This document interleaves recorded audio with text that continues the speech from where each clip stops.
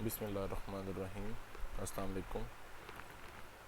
आज के लेक्चर के अंदर हम इंटर पार्ट 2 कंप्यूटर साइंस पे जो सेकंड पार्ट है माइक्रोसॉफ्ट एक्सेल उसको हम डिस्कस करेंगे।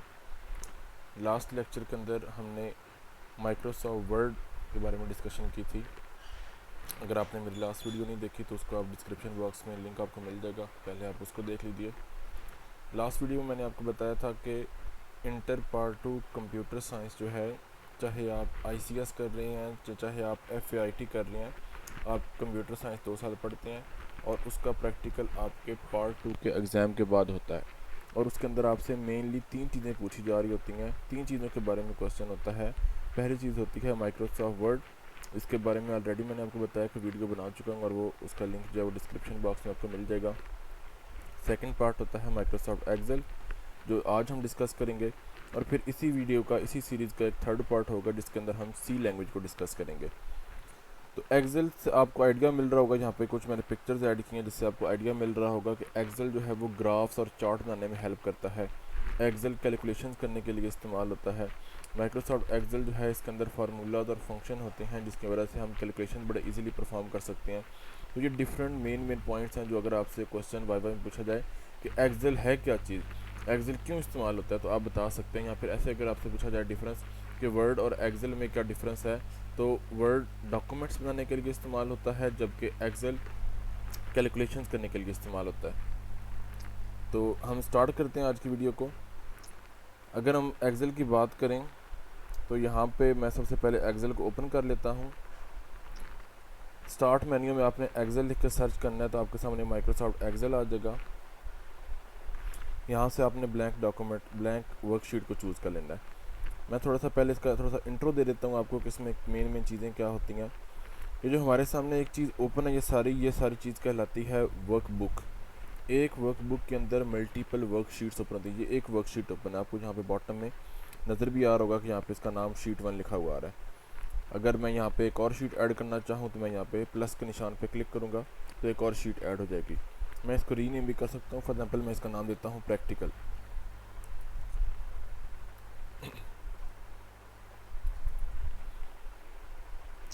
जब इसका नाम, शीट का नाम जो है, वर्कशीट का नाम प्रैक्टिकल है। जो एक वर्कशीट होती है उसके अंदर आपके पास कुछ नंबर ऑफ़ रोज़ और कुछ नंबर ऑफ़ कॉलम होती हैं। जो कॉलम होते हैं इनको हम लेटर से रिप्रेजेंट कर रहे होते हैं, मतलब एक्सेल में लेटर से रिप्रेजेंट होते हैं, A B C हो गए। और जो रोज़ होती हैं वो 1 2 3 नंबरिंग से शो हो रही होती है। और ये जो एक बॉक्स है, इस एक बॉक्स को हम एक्सेल की लैंग्वेज में हम इसको सेल कहते हैं। और हर सेल का एक एड्रेस होता है जो कि उसके कॉलम का जो लेटर है और जो रो का नंबर है उसका कम्बिनेशन होता है। जैसे यहाँ पे मैंने अभी एक सेल को क्लिक किया हुआ है तो ये सेल D7 कहलाएगा क्योंकि इसके कॉलम का नाम D है और इसके सेल का नेम 7 है। और वो आपको यहाँ पे इस कॉर्नर में आपको नज़र भी आ रहा होता है, ये D7 आपको नज़र आ रहा होगा। एक जो सेल सिलेक्ट होता है उस सेल को हम कहते हैं एक्टिव सेल, और जो बाकी सारे सेल होते हैं वो सेल कहलाते हैं पैसिव सेल। अभी जो इंटर पार्ट 1 का एग्ज़ाम हुआ है गुजरात वाला बोर्ड का, उसमें ये क्वेश्चन भी आया हुआ था कि क्या हम पैसिव सेल में डाटा एंटर कर सकते हैं, तो इसका आंसर है नो। हम पैसिव सेल में डाटा एंटर नहीं कर सकते, हम सिर्फ और सिर्फ एक्टिव सेल में डाटा एंटर कर सकते हैं।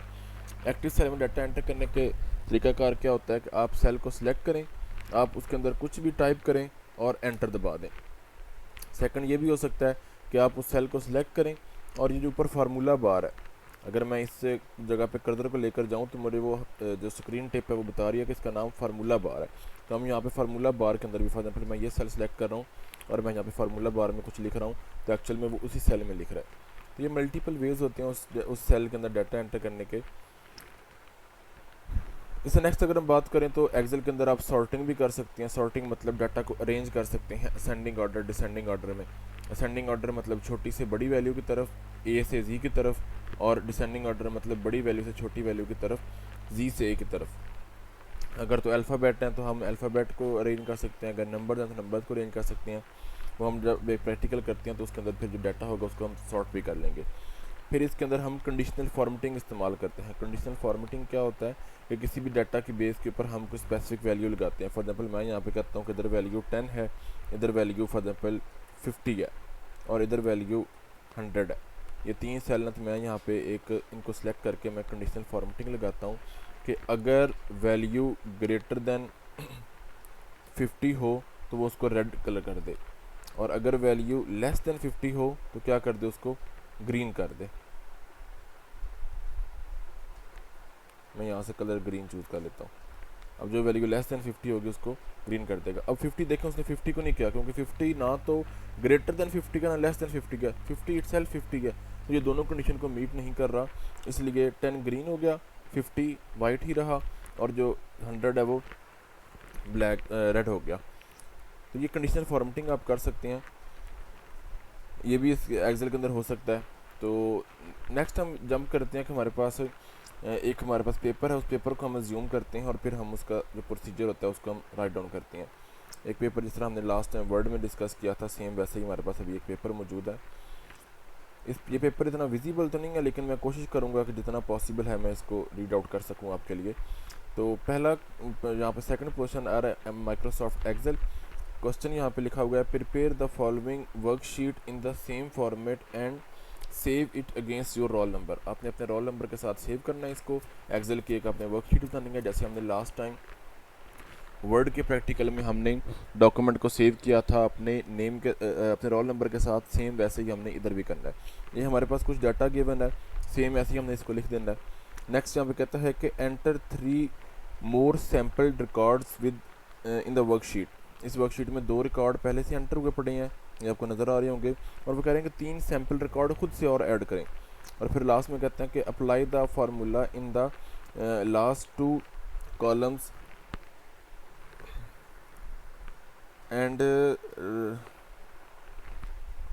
लास्ट में विजिबल है, लेकिन मुझे इससे बात ये समझ आ रही है कि वो अप टू 2 डेसिमल पॉइंट्स की बात कर रहा है। मतलब कि हमारे पास जो सेल में डाटा होगा उसमें इशारिये के बाद 2 वैल्यूज़ आनी चाहिए, लास्ट 2 कॉलम की बात कर रहे हैं, तो उनको भी हम सेट कर लेते हैं। और फिर सेकंड इसका पार्ट है जिसका प्रोसीजर, उसका हेडिंग लिखी हुई है।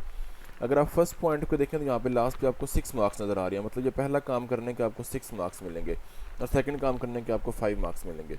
अब नॉर्मली होता क्या है कि जिस जगह आप प्रैक्टिकल दे रहे होते हैं वहाँ पे लाइट का इशू हो सकता है, वहाँ पे कोई मतलब कि कोई भी ऐसा सिनेरियो बन सकता है कि एग्जामिनर आपको ये काम आपसे शायद परफॉर्म ना करवाएं, वो आपको बोलें कि हाँ जी आप बस राइट डाउन करें। तो आपने जो सारी चीज़ें आपको पता होनी चाहिए कि कौन सी चीज़ कैसे हमने ऐड करनी है, कहाँ से ऐड करनी है, तो उसका फिर आप प्रोसीजर लिखेंगे। प्रोसीजर आपने एक्सेल को ओपन करने से लेकर आखिरी पॉइंट तक आपने प्रोसीजर लिखना होता है। तो मैं सारी बात आपको बताता हूँ। एक्सेल को आप थोड़ा सा एक्सप्लोर करें, थोड़ा सा उसको यूज़ करें, ताकि आपको पता चले कि किस टैब के अंदर कौन सी मेन्यू और किस एक्शन के किस बटन के ऊपर हमने क्लिक करना है, तो कौन सा एक्शन परफॉर्म होना है, या आपको उसकी शॉर्टकट की आनी चाहिए। तो मैं इसको एक साइड पे कर लेता हूँ और यहाँ पे मैं एक्सेल को ओपन कर लेता हूँ। तो यहाँ पे मैंने स्टार्ट बटन पे क्लिक किया और मैंने एक्सेल लिखा, तो ये आपके प्रोसीजर का पहला पॉइंट बन गया कि we click on the start button and we type Excel, Excel appear in front of us, we click on Excel, Excel appear in front of us, और फिर आप क्या लिखेंगे, we click on the blank workbook. ये देखें इसका नाम भी आ रहा है blank workbook, we choose the blank workbook. तो ये आपने ब्लैंक वर्कबुक चूज़ कर लिया। अब इसको मैं स्क्रीन के राइट एरिया में ले लेता हूँ। अभी जैसे मैंने आपको बताया कि हमारे पास सेल के नाम होते हैं, तो मैं बस स्टार्ट से बिल्कुल ज़ीरो से स्टार्ट कर रहा हूँ। पहला जो सेल है A1, तो इधर हमने लिखना है रेडियस,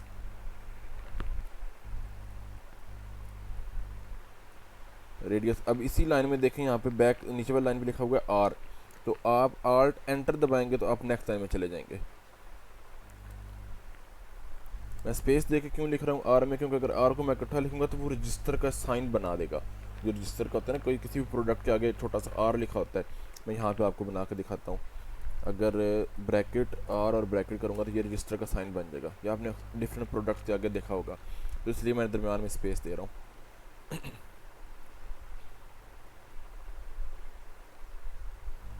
इस आर को मैं कैपिटल कर लेता हूँ। अब देखें तो जो डाटा लिखा जा रहा है वो स्क्रीन के लेफ्ट पे लिखा जा रहा है, मतलब जो सेल है उसके लेफ्ट पे लिखा जा रहा है। तो आप 1 बाय 1 भी सबको सेंटर में कर सकती हैं, जहाँ पे अगर आप पेपर में देखें तो सेंटर में है सब कुछ। तो एक सिंपल सा तरीका है कि आप ये जो कॉलम और रो के दरमियान ये जो जगह है, आप इस जगह पे क्लिक करें तो ये पूरी वर्कशीट सेलेक्ट हो जाएगी, और आप एक बारी में सेटिंग कर लें कि मुझे सारा कुछ सेंटर में चाहिए, तो ये अब सेंटर में सब कुछ लिखा हुआ आएगा। सेकंड कॉलम का साइज़ थोड़ा सा बड़ा है, तो मैं इसको पहले से इंक्रीज़ कर लेता हूँ। मैंने बस क्लिक किया और इसको मैं ड्रैग कर रहा हूँ। क्लिक को छोड़ा नहीं और उसको मैं ड्रैग कर रहा हूँ। यहाँ पे लिखा हुआ है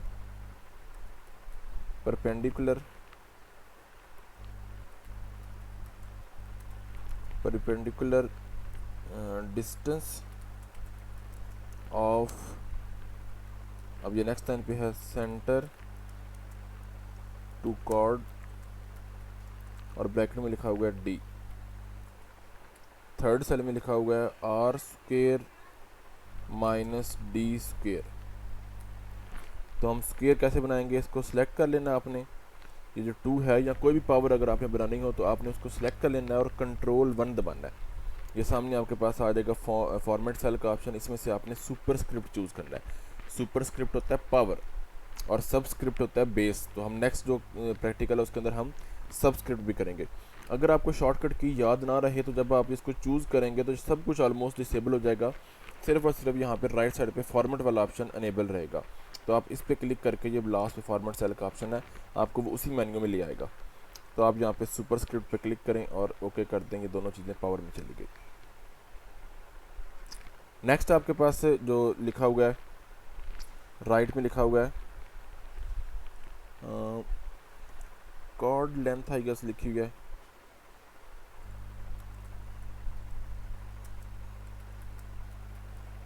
और आगे इक्वल और आगे स्क्वायर रूट है। अब इसको थोड़ा सा मैं बना के दिखाता हूँ आपको स्क्वायर रूट बनाते कैसे हैं एक्सेल के अंदर। स्क्वायर रूट अगर आपने बनाना हो तो आपको इंसर्ट में जाना पड़ेगा, इंसर्ट मेन्यू के अंदर, और यहाँ से आपको सिंबल्स पे क्लिक करना पड़ेगा। अब सिंबल्स में अगर आप जाएंगे तो यहाँ पे आपको इधर से आपने मैथमेटिकल ऑपरेशन चूज़ कर लेना है, मैथमेटिकल ऑपरेटर्स, और यहाँ से आपने ये स्क्वायर रूट का ऑप्शन है। अगर ना भी हो तो आप इसका जो करेक्टर कोड है ये याद कर लें, 221A इसका नाम है।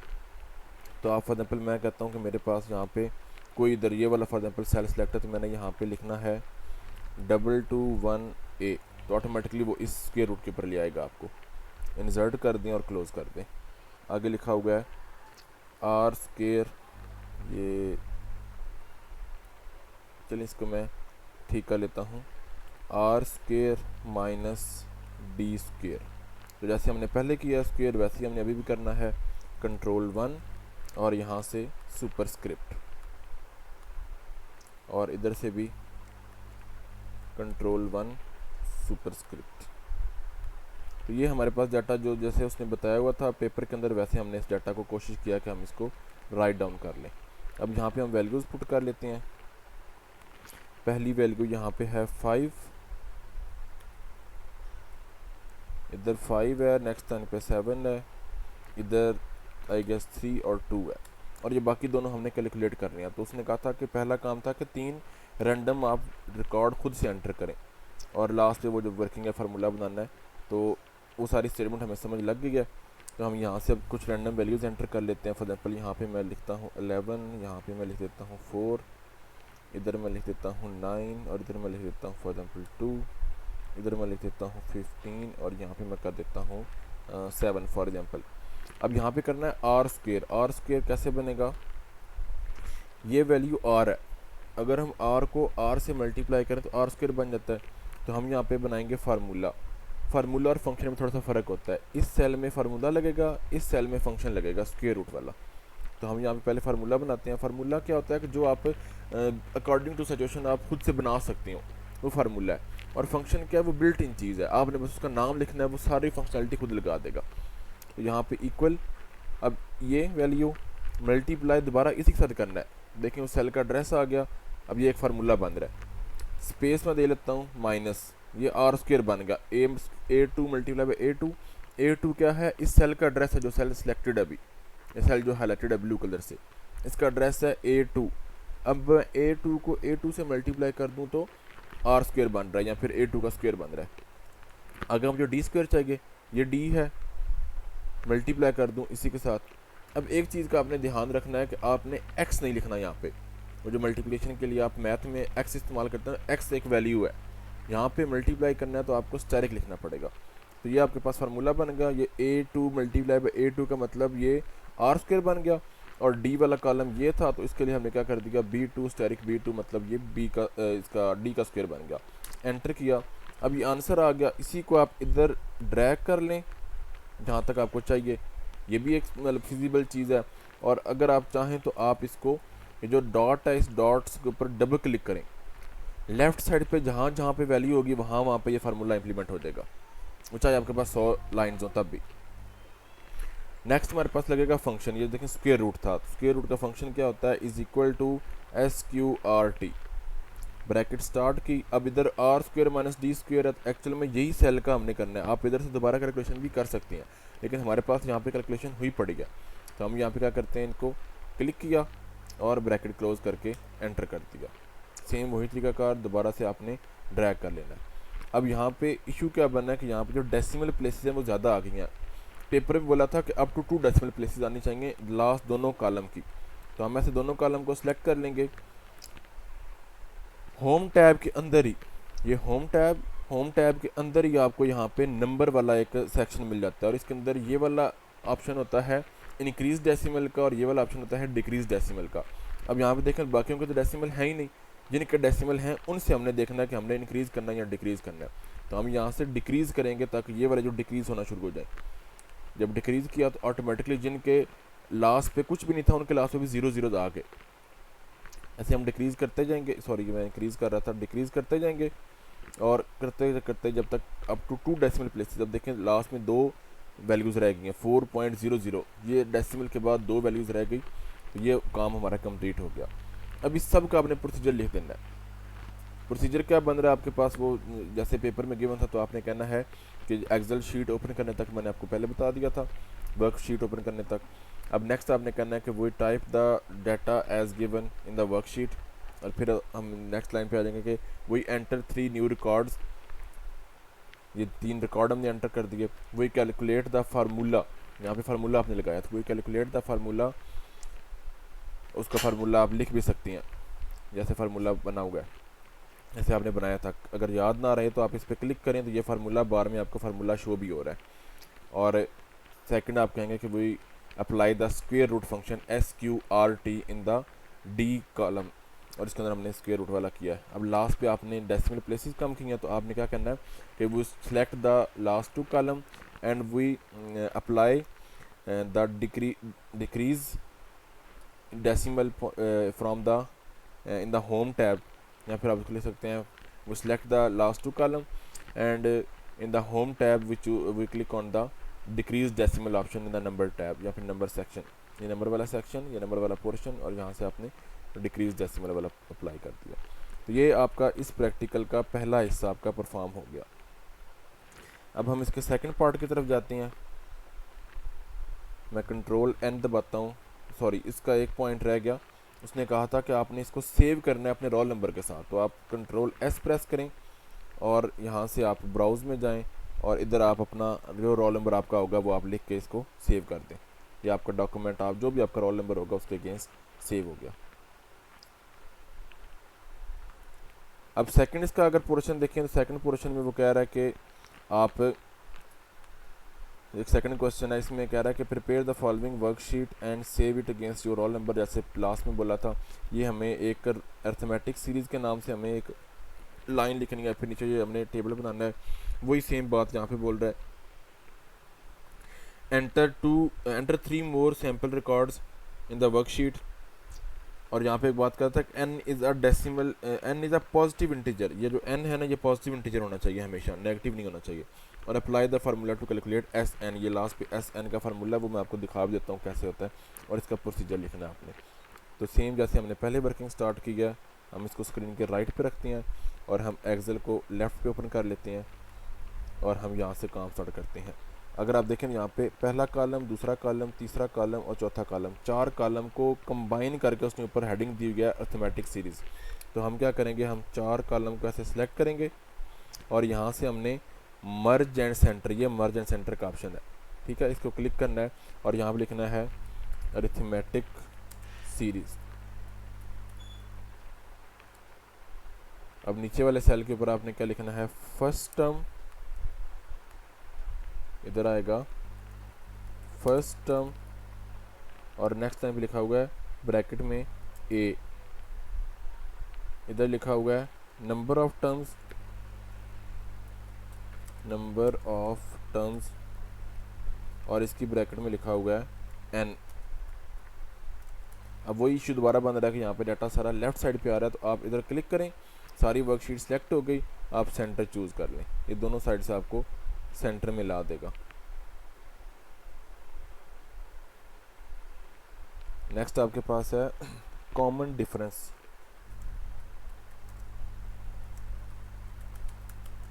और इसको उसने दिया हुआ है आई गेस डी है नाम इसका, विजिबल प्रॉपर नहीं है लेकिन आई गेस के डी है।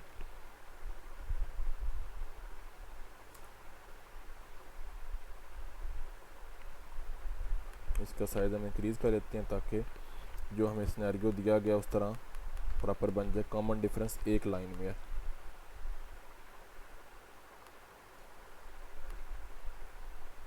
और यहाँ पे नंबर ऑफ टर्म्स भी एक लाइन में है।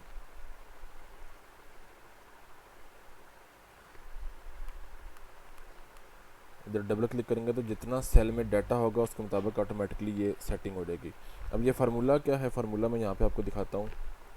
ये फार्मूला है S N is equal to N over 2, ये फार्मूला है, तो इसको हम बना लेते हैं। अब इसके लिए आपको क्या करना पड़ेगा कि आप यहाँ पे इंसर्ट में जाएंगे और यहाँ से आप इक्वेशन चूज़ करेंगे। ठीक है, इक्वेशन में आपने देखना है कि इस तरह की इक्वेशन कहाँ पे बन रही है। अगर तो वो आपको समझ आ जाए ना आए तो आप बिल्कुल ब्लैंक इक्वेशन चूज़ कर लें, आपके पास सारे ऑप्शन इनेबल हो जाएंगे, आप सारा काम कर सकते हैं। इधर आपने लिखना है, इधर शुरू में आपके पास है एस एन, एन को हम बाद में वो बेस में लेकर आते हैं। इधर क्या है कि यहाँ पे आपको चाहिए n ओवर 2।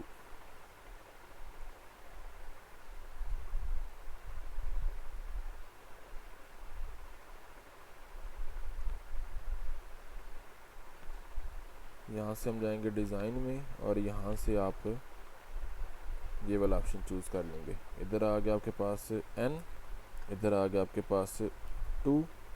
अब इससे आगे आपको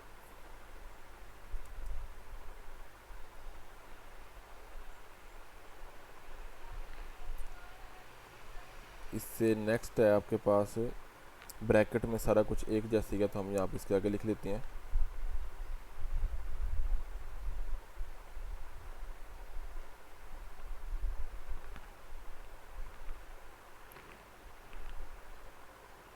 बल्कि हम ये एस एन को भी थोड़ा इस तरह बना लेते हैं, या वो भी थोड़ा काम इजी है बनाना।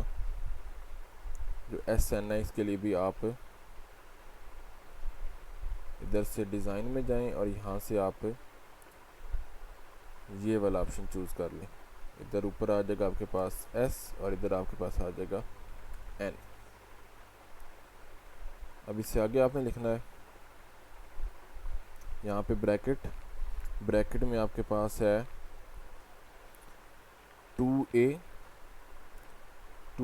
प्लस, मैं इसको राइट पे कर लेता हूँ ताकि मुझे नज़र आता रहे।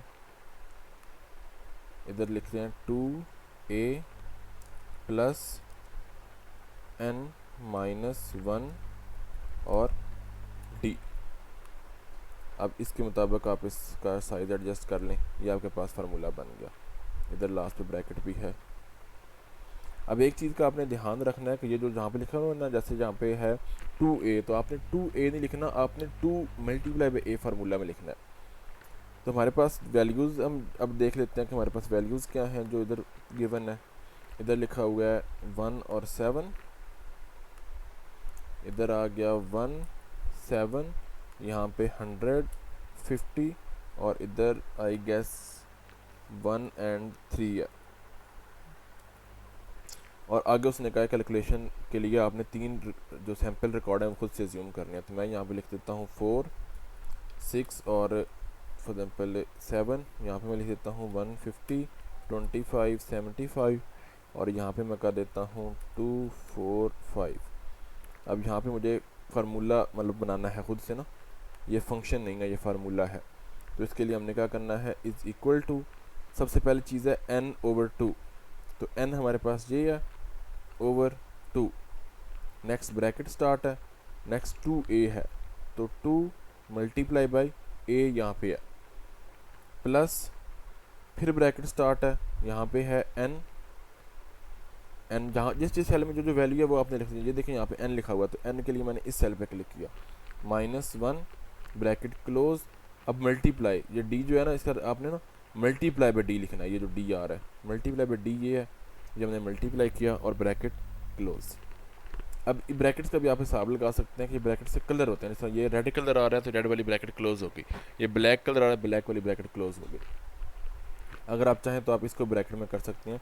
एंटर प्रेस करेंगे, वो कह रहा है कि आपका जो फॉर्मेट है उस फॉर्मेट में कोई छोटी मोटी मिस्टेक है तो वो उसको खुद ही करेक्ट करना चाह रहा है। तो आप इसको, अगर हम नो कहते हैं फॉर एग्जांपल, हमने मिस्टेक की क्या, हम पहले ये देख लेते हैं। हमने यहाँ पे लिखा हुआ है n/2, तो हमें यहाँ पे आगे मल्टीप्लाई लगाना चाहिए था, लेकिन हमने यहाँ पे मल्टीप्लाई नहीं लगाया हुआ, तो ये इशू है। मैं येस पे करूँगा तो वो यही इशू ठीक करेगा। मैंने येस पे क्लिक किया। अगर आप यहाँ पे देखें तो उसने ये यहाँ पे एक स्टार लगा दिया, ये मल्टीप्लाई हमने मिस कर दिया था। तो एक्सेल को अगर बात समझ आ जाए आपके फार्मूला की तो वो उसको खुद ठीक कर देता है, और अगर ना समझ आए तो फिर वो आपको नेक्स्ट डिमांड कर लेगा कि आप इसको ठीक करें, एरर दे देगा। तो एंटर दबाया, इसी फार्मूला को आप ड्रैग कर लें। अब यहीं तक था बात थी, तो उसने कहा था कि आपने apply the formula to calculate SN, हमने SN कैलकुलेट कर लिया और इसका प्रोसीजर। अब आप प्रोसीजर इसका क्या लिखेंगे कि हमने एक्सेल को ओपन किया, we click on the blank workbook, blank worksheet आपके सामने आ गई। उसके अंदर आपने we write the data as given या फिर we put the data as given, और उसके बाद फिर आपने क्या करना है कि आपने लिखना है कि we enter 3 new sample records and we calculate the value of SN as given in the formula. आप वो फार्मूला लिख भी सकते हैं। आप यहाँ पे क्लिक करें, ये पूरा फार्मूला आपके पास फार्मूला बार में शो हो रहा है, आप इसको लिख भी सकते हैं। तो होप सो आपको समझ आ गई होगी। अब नेक्स्ट क्वेश्चन है कि आपसे वाइवा में क्या कुछ पूछा जा सकता है। तो वाइवा के लिए आपने एक्सेल वाला जो पोर्शन है, उस एक्सेल वाले पोर्शन के लास्ट के ऊपर आपके पास लास्ट वाले जो पोर्शन है वहाँ पे आपको वाइवा वॉइस की हेडिंग मिल जाती है, या आई गेस पेज नंबर बनता है 190 या 190 189 आई गेस। तो वहाँ पे ये इस तरह क्वेश्चन गिवन है, define spreadsheet, define cell range, define cell formatting, ये सारा कुछ आपको नज़र आ रहा है। सेल फॉर्मेटिंग कैसे करती हैं, सेल को मर्ज कैसे करती हैं, वो सारे यहाँ पे क्वेश्चन गिवन है। रैप टेक्स्ट क्या होता है, तो इन सब क्वेश्चन को आप एक दफ़ा रीड आउट कर लीजिएगा। अगर आपको ये क्वेश्चन लग रहा है कि ये क्वेश्चन थोड़े ही हैं हमसे, इसके अलावा भी क्वेश्चन हमें आने चाहिए, तो आप चैप्टर नंबर 9 इंटर पार्ट 1 की जो बुक में चैप्टर नंबर 9 है आप उसको स्टडी कर लें, उसमें आपको एक्सेल के बारे में तफसील मिल जाएगी। और इससे भी आगे मज़ीद कोई स्टूडेंट कहता है कि मुझे इससे भी आगे डिटेल चाहिए, तो आप गूगल पे सर्च कर लें कि shortcut keys of Microsoft Excel. ये एक्सेल आप लेकर सर्च करेंगे तो एक्सेल की शॉर्टकट कीज़ आपको मिल जाएंगी, ए से लेकर जी तक। जिस तरह मैंने आपको वर्ड की शॉर्टकट कीज़ बताई थी, सेम एक्सेल की आपको शॉर्टकट कीज़ मिल जाएंगी। आप इन सारी शॉर्टकट कीज़ को याद कर सकते हैं। यही आपसे मैक्सिमम वाइवा में क्वेश्चन होगा। फार्मूला क्या होता है, फंक्शन क्या होता है, सेल रेंज क्या होती है, उसके बाद कंडीशनल फॉर्मेटिंग क्या होती है, फार्मूला बार क्या होती है, ये जगह जहाँ पे आपको फार्मूला लगा रहे होते हैं ये फार्मूला बार कहलाती है। उसके बाद सेल फॉर्मेटिंग क्या होती है, सेल को कोई कलर देना। जैसे मैं फॉर एग्जाम्पल मैं कहता हूँ कि मैं इसको बोल्ड कर रहा हूँ, मैं इसका कलर रेड कर रहा हूँ, मैं इसका बैकग्राउंड कलर येलो कर रहा हूँ, तो ये सेल फॉर्मेटिंग है एक्चुअल में। ठीक है, तो ये सिंपल सी बातें होती हैं। हम सेल का कॉलम का साइज़ कैसे बढ़ाते हैं, हम रो का साइज़ कैसे बढ़ाते हैं, हम नई रो कैसे इंसर्ट करते हैं। नई रो फॉर एग्जाम्पल आपने इंसर्ट करनी है, इस जगह पे नई रो चाहिए तो कंट्रोल+ दबाएं, नई रो ऐड होगी। आपने नया कॉलम यहाँ पे ऐड करना है, कंट्रोल+ दबाएं, नया कॉलम ऐड हो गया। तो ये सिंपल से क्वेश्चन आपसे वाइवा में पूछे जा सकते हैं। इन सब को आपने एक दफ़ा देख लेना है। होप्स हो कि आपको आज की वीडियो हेल्पफुल लगी होगी। अगर आपको आज की वीडियो हेल्पफुल लगी है तो आप हमारे चैनल को सब्सक्राइब कर लें और बेल आइकन को प्रेस कर लें, ताकि आगे आने वाली जो वीडियोस हैं उनका नोटिफिकेशन आपको सबसे पहले मिल जाए। और अगर आपको लगे कि ये वीडियो इस काबिल है कि ये आगे लोगों के साथ शेयर की जा सकती है, तो आप इस वीडियो को आगे लोगों के साथ शेयर भी कर सकती हैं। जो माइक्रोसॉफ्ट वर्ड वाली पहली वीडियो है उसका लिंक आपको डिस्क्रिप्शन बॉक्स में मिल जाएगा। तो that's all, thanks for watching. इंशाल्लाह नेक्स्ट वीडियो मिलते हैं। अल्लाह हाफिज़।